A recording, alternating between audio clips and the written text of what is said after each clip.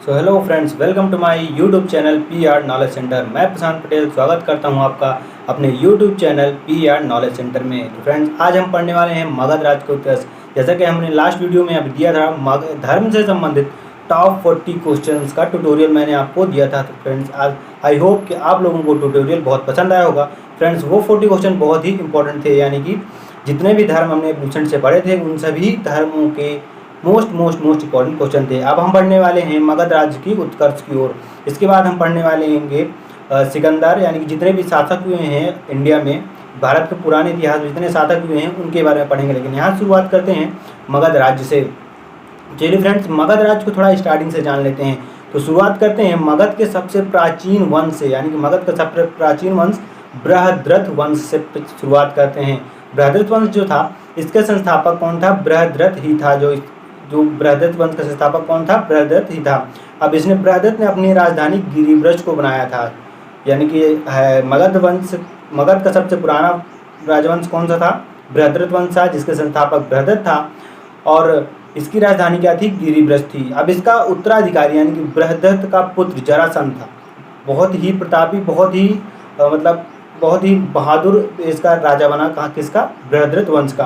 अब बृहद्रथ वंश का बहुत ही बहादुर राजा हुआ। इसने मगध राज्य का बहुत ही विस्तार किया, बहुत ज़्यादा विस्तार किया। यानी कि अगल बगल राज्यों से, आस पड़ोस के राज्यों में बहुत लड़ाइयाँ की और इस राज्य का विस्तार किया। उनमें से कुछ राज्य हैं काशी, कौशल, मालवा, विद्रोह, अंग, भंग और लिच्छवी, कश्मीर और गांधार के राजाओं को हरा दिया। और यहाँ मगध राज्य को क्या किया? इसका मगध राज्य का बहुत बड़ा विस्तार कर दिया। अब इसने सोचा कि मगध राज्य का विस्तार तो हो ही गया है, अब क्या करना है? तो अब मुझे आराम करना है। लेकिन फ्रेंड्स, यहाँ पर एंट्री होती है किसकी? बिंबिसार की। अब बिंबिसार एक इंडियन था। तो फ्रेंड्स, जान लीजिए आगे क्या होने वाला है, लेकिन फिर भी मैं आप लोगों को बता देता हूँ। यहाँ पर एंट्री होती है बिंबिसार की, लेकिन बिंबिसार को मंजूर नहीं था। बिंबिसार आया और इसकी नज़र पड़ी कहाँ? मगध पर। पहली नज़र पड़ी इसकी मगध पर। तो इसने मगध को मगध नज़र पड़ी और इसे क्या आ गया? मगध एकदम पसंद आ गया। अब इसने कहा कि अब मगध तो मेरा ही रहेगा, मेरे अलावा मगध पर कोई राज कर ही नहीं सकता। तो इसने क्या किया? पता लगाया कि मगध का राजा इस समय कौन है। तो इसने पता लगाया कि इस समय मगध का राजा बृहद्रथ था। तो उसने बृहद्रथ को खुली चुनौती दे दी कि आओ मेरे साथ मैदान में, तुम दो हाथ करो, यानी कि लड़ो और देखते हैं कौन जीतता है। उसके बाद ही इस राज्य पर उसी का अधिकार होगा। लेकिन बृहद्रथ भी अब इस चुनौती को अस्वीकार तो कर नहीं सकता था और ना ही राज्य बिना लड़े दे सकता था, क्योंकि उसकी इज्जत का सवाल था। तो फ्रेंड्स, अब युद्ध शुरू हुआ। बिंबिसार और अजातशत्रु के बीच भयानक युद्ध छिड़ गया। अब इस युद्ध में 2 दिन हो गए, 3 दिन हो गए, 4 दिन हो गए, 5 दिन हो गए, लेकिन 544 ईस्वी में बिंबिसार ने आखिरकार बृहद्रथ को हरा ही दिया, यानी कि मुंह भर धूल चटाई और इसे हरा दिया। क्यों? क्योंकि इंडियन तो था ही बिंबिसार। और एक इसने मगध राज्य में, यानी कि मगध में हर्यक वंश की स्थापना कर दी। कब? 544 ईस्वी में इसने बृहद्रथ को हराया। कब हराया? 544 ईस्वी में। और इसने हर्यक वंश की स्थापना की। कहाँ? मगध में हर्यक वंश की स्थापना कर दी 544 ईस्वी में। 544 ईस्वी में इसने हर्यक वंश की स्थापना कर दी मगध में और इसने अपनी राजधानी राजगृह को बनाया। इसका राजगृह का पुनः निर्माण कराया और इसे अपनी राजधानी बनाया। अब मगध हर्यक वंश के संस्थापक बिंबिसार के बारे में हम कुछ और बातें कर लेते हैं कि हर्यक वंश का संस्थापक जो बिंबिसार था वह बौद्ध धर्म को बहुत ज़्यादा ही मानता था। यह एक तरह से गौतम बुद्ध का मित्र था और इसे उनका संरक्षक भी था, यानी कहते हैं उनका फ्रेंड भी था और उनका बॉडीगार्ड भी था। वह इतना ज़्यादा उनसे प्रेम करता था, इनकी इतनी ज़्यादा दोस्ती थी कि एक बार महात्मा बुद्ध बीमार पड़ गए थे। और जब महात्मा बुद्ध बीमार पड़ गए थे तो उन्हें अपने राज्य के, यानी कि मगध राज्य के डॉक्टर, यानी फेमस डॉक्टर, जो वर्ल्ड फेमस डॉक्टर थे, यानी कि उस समय कहते हैं कि राज्य वैद्य जिन्हें कहा जाता था, उसको राज्य वैद्य जीवक को अब उनके ट्रीटमेंट के लिए, किसके लिए? महात्मा बुद्ध के ट्रीटमेंट के लिए भेजा था। अब इसने राज्य वैद्य जीवक को उनकी ट्रीटमेंट के लिए भेज दिया। अब इस बिंबिसार ने सोचा क्यों ना मगध राज्य का और बड़ा विस्तार किया जाए। लालच बुरी बला होती है फ्रेंड। जैसे कि अभी हमने पढ़ा जरासंध ने तो इसका विस्तार किया ही था, लेकिन अब ये सोच रहा था कि इसका और विस्तार कैसे किया जाए। तो इसने सोचा कि अब युद्ध करूँगा तो मेरी सेना भी कम है और लड़ाइयाँ होगी तो मेरी सेना और कम होगी, बड़ा नुकसान होगा। इसने एक दिमाग लगाया, क्योंकि फ्रेंड्स ये बहुत ही चतुर राजा था। इसने क्या किया? युद्ध की बजाय वैवाहिक संबंध स्थापित करने की नीति अपनाई। यानी कि फ्रेंड्स, अगल बगल के राज्यों से वैवाहिक संबंध स्थापित कर लेता था और उन राज्यों को अपने राज्य में मिला लेता था। तो इसने शुरुआत की प्रसेनजित की बहन महाकोशला से पहले शादी की। उसके बाद इसने किसके? प्रसेनजित की बहन महाकोशला से शादी की, फिर वैशाली की चेटक की पुत्री चेलना से की। उसके बाद मध्य प्रदेश, फ्रेंड्स जो मध्य प्रदेश अब का आधुनिक पंजाब यानी कि पंजाब को कहा जाता है, जो पंजाब है उसे पहले मध्य प्रदेश कहा जाता था, वहाँ की कुमारी क्षेमा से भी शादी की और मगध राज्य का विस्तार करना इस प्रकार प्रारंभ कर दिया। इससे उसकी ना नुकसान होता था और उसके शादियाँ कर करके ये अपने राज्य का विस्तार कर रहा था और ऐशो आराम की ज़िंदगी जी रहा था। एक महामग्ग के अनुसार, महामग्ग एक पुस्तक है, उसके अनुसार बिंबिसार की 400 पत्नियां थीं। फ्रेंड्स आप सोच सकते हैं, इंटरेस्टिंग बात है ना ये, कि उनकी 400 पत्नियां थीं। और इसमें सोच सकते हैं फिर आप 400 पत्नियां थी, उन्होंने कितना बड़ा मगध राज्य का विस्तार कर लिया होगा। इन्होंने क्या, बिंबिसार ने 52 वर्षों तक, लगातार 52 वर्षों तक मगध राज्य पर शासन किया, 52 वर्षों तक शासन किया और खूब आराम की जिंदगी जी। इसके बाद फ्रेंड्स वो कहते हैं ना कि आस्तीन का सांप एक होता है, तो आस्तीन का सांप आपने मुहावरा सुना ही होगा।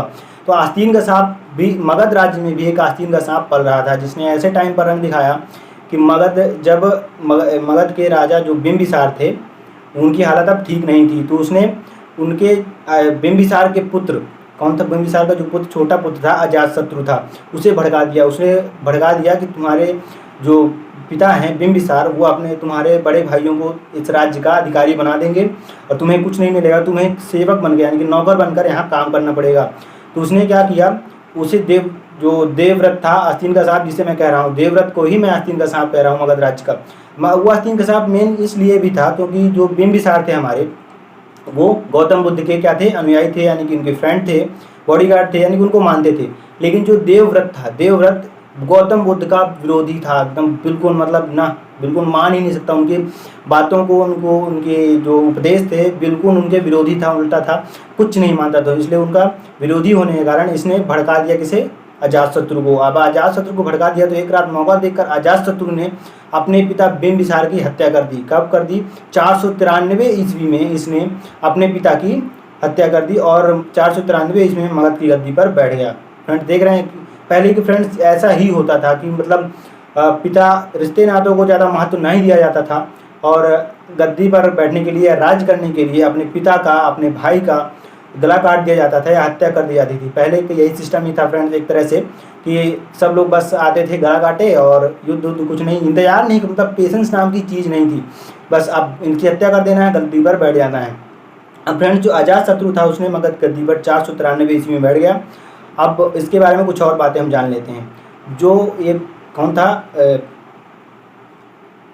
अजातशत्रु था, यह जब थोड़ी सी इसकी बात कर लेते हैं कि अजातशत्रु कौन था, इसके बारे में और थोड़ा जान लेते हैं। तो अजातशत्रु का निक नेम था, यानी कि उपनाम, उस समय इसे निक नेम को उपनाम कहा जाता था। तो निक नेम क्या था उसका, कुणिक था। अजातशत्रु का निक नेम कुणिक था और यह पहले बौद्ध धर्म को मानता था। किसे मानता था, जैन धर्म को मानता था। लेकिन देवव्रत के भड़काने के बाद यह नहीं किसी जैन धर्म को मानना बंद कर देता है और इसने 32 वर्षों तक शासन किया। कहाँ, मगध पर 32 वर्षों तक शासन किया और इन 32 वर्षों में इस अजातशत्रु ने भी मगध राज्य की बहुत विस्तार किया। अब इसने 32 वर्षों तक के दौरान कई राज्य जीते। इनमें से एक राज्य था वैशाली राज्य था, वैशाली भी जीत लिया था इसने। वैशाली जो राज्य था, इसने अपने वर्षकार, यानी कि जो मंत्री, वर्षकार इसका मंत्री था, जो इसकी मदद से इसने किसी जीता था, वैशाली राज्य को जीत लिया था। वैशाली राज्य को जीत लिया, लेकिन इसने अपने दम पर वैशाली राज्य को नहीं जीता था। किसके, जो उसका मंत्री वर्षकार था उसकी हेल्प से जीता था। किसे, वैशाली राज्य को उसकी हेल्प से जीता था। किसकी हेल्प से, वर्षकार जो उसका मंत्री था, यानी कि उसका मंत्री बहुत चतुर था। अब फ्रेंड्स जो कहते हैं ना कि जैसी करनी वैसी भरनी, तो अब अजातशत्रु के साथ वैसा ही होता है जैसा कि उसने अपने पिता के साथ किया था।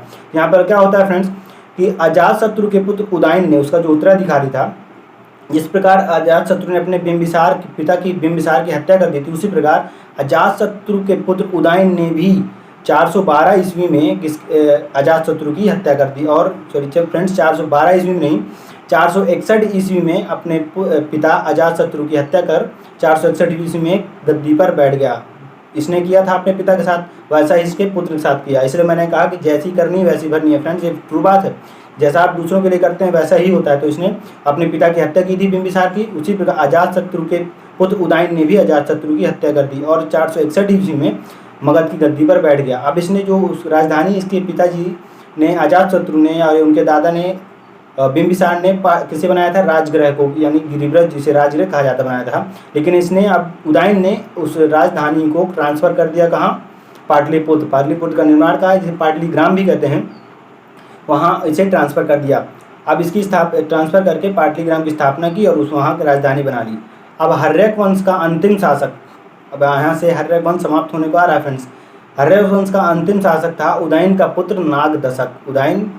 उदयन ने काफ़ी वर्षों तक, 32 वर्षों तक का क्या किया, शासन किया। उसके बाद इसका उत्तराधिकारी होता है कौन, इसका पुत्र नागदशक। अब नागदशक जो था एक योग्य राजा नहीं था, एक तरह से कह सकते हैं उस जबरदस्ती राजा बनाया गया था।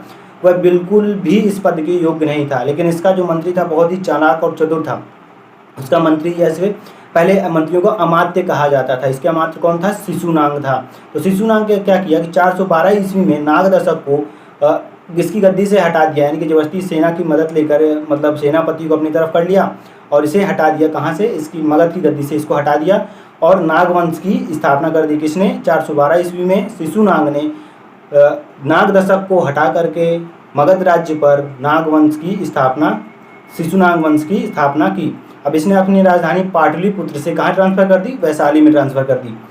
पहले इसकी पहली राजधानी कहाँ थी फ्रेंड्स, पाटलिपुत्र थी। पाटलिपुत्र के पहले कहाँ थी, राजगृह में थी, जो गिरिब्रज कहा जाता है। अब इसके बाद क्या किया इसने, वैशाली, पाटलिपुत्र से इसकी राजधानी कहाँ ट्रांसफ़र कर दी, वैशाली में ट्रांसफ़र कर दी। अब शिशुनाग का उत्तराधिकारी जो कालाशोक था हुआ, इसने अपनी राजधानी को वापस क्या कर दिया, वैशाली से पाटलिपुत्र फिर ट्रांसफ़र कर दिया। लेकिन एक तरह से लगता है खेल खेल रहे थे कि पहले गिरिब्रज बनी इसकी राजधानी, जिसे राजगृह कहा जाता है। उसके बाद बिंबिसार आया, इसने भी फिर राजगृह को बना दिया। फिर बिंबिसार के बाद अजातशत्रु, इसने कुछ नहीं किया। अब अजातशत्रु को जो उत्तराधिकारी आया उदयन, इसने पाटलिपुत्र में राजधानी बना दी। अब पाटलिपुत्र के बाद जो उसका वो कौन आया, शिशुनाग आया, इसने क्या कर दिया, इसने वैशाली में ट्रांसफ़र कर दी। अब इसके बाद जो शिशुनाग का उत्तराधिकारी कालाशोक हुआ, इसने फिर से वापस राजधानी कहाँ कर दी, पाटलिपुत्र को बना दिया। अब मगध में अब इसके बाद यहाँ से मगध शिशुनाग वंश का अंतरिम शासक हुआ कालाशोक। कालाशोक के बाद यहाँ से शिशुनाग वंश का अंत हो जाता है, यहाँ से शिशुनाग बिल्कुल समाप्त हो जाता है। अब यहाँ पर मगध राज्य की स्थापना होती है। मगध में नंदवंश की स्थापना होती है। नंदवंश की स्थापना किसने फ्रेंड्स, यहाँ नंदवंश की स्थापना महापद्य नंद ने की। महापद्य नंद ने मगध में नंदवंश की स्थापना की और इस नंदवंश का अंतिम शासक घनानंद था। ये नंदवंश और जो शिशुनाग वंश था, ये ज़्यादा दिनों तक फ्रेंड्स चले नहीं, ये बहुत कम सालों तक चले, कुछ सालों तक कह सकते हैं चले थे। अब इसका पाला पड़ा चंद्रगुप्त मौर्य से। चंद्रगुप्त मौर्य आया और भीषण युद्ध हुआ। चंद्रगुप्त मौर्य ने घनानंद को हराया और मौर्य वंश की स्थापना कर दी।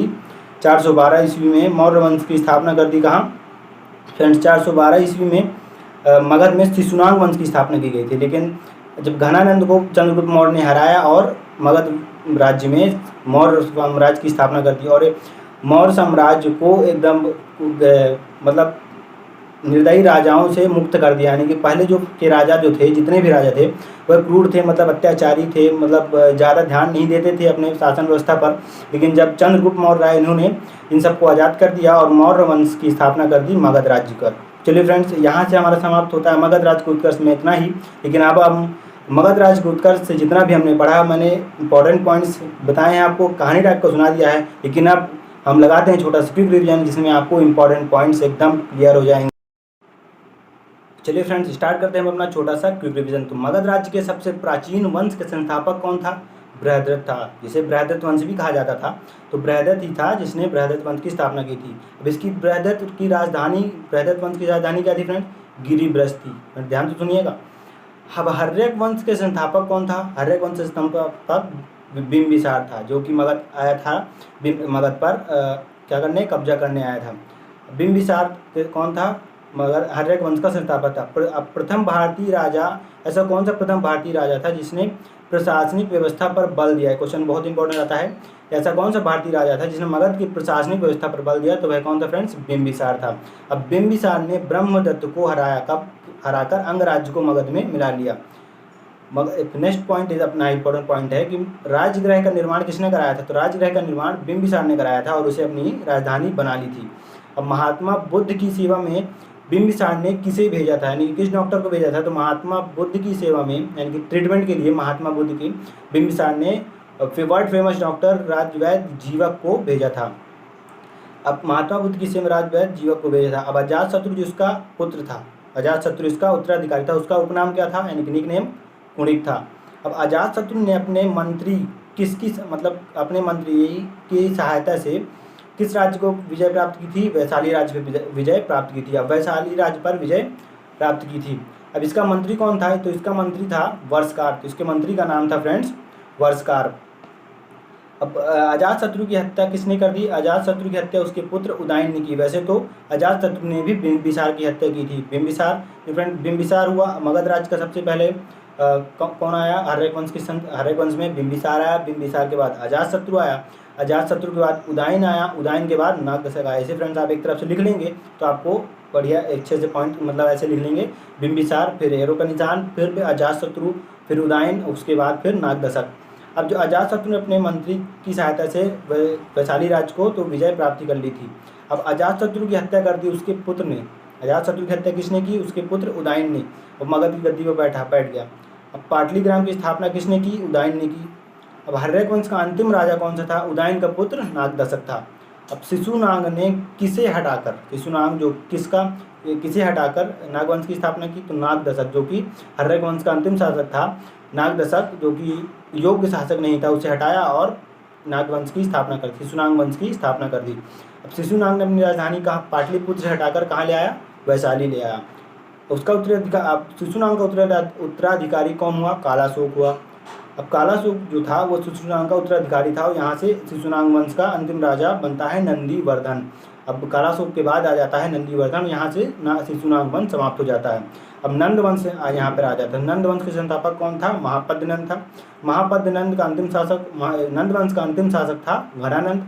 अब घनानंद के बाद आते हैं मौर्य साम्राज्य। यहाँ मगध में मौर्य साम्राज्य की स्थापना हो जाती है। तो मौर्य साम्राज्य की स्थापना किसने की, चंद्रगुप्त मौर्य ने घनानंद को हराकर मौर्य साम्राज्य की स्थापना की। चलिए फ्रेंड्स, ये होता है हमारा क्विक रिवीजन पूरा। और आपको अगर वीडियो अच्छा लगा हो तो लाइक करिए, सब्सक्राइब करिए। थैंक यू फ्रेंड्स, आज की वीडियो के लिए इतनी। नेक्स्ट टॉपिक में हम पढ़ने वाले हैं बहुत ही सिकंदर जैसे राजाओं के बारे में पढ़ने वाले हैं। तो हमारा नेक्स्ट टॉपिक बहुत इंटरेस्टिंग वाला होने वाला है। चलिए फ्रेंड्स, आज के लिए इतना ही। Thank you so much.